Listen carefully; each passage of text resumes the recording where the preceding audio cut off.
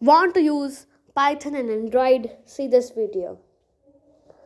Install PyDroid 3. Install it. I will open. Then here you can write some code and it will install Python for you. And you can write some code here. I will show you an example. So I have written some code and I'll run it. Okay, and I'll have to go back and now run this. I'll press spacebar. Then I can use my arrow keys to control my Pygame code.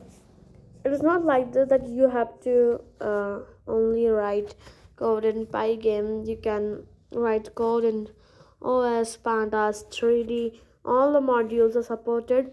But if you want to install, then you have to install it from Pebblely.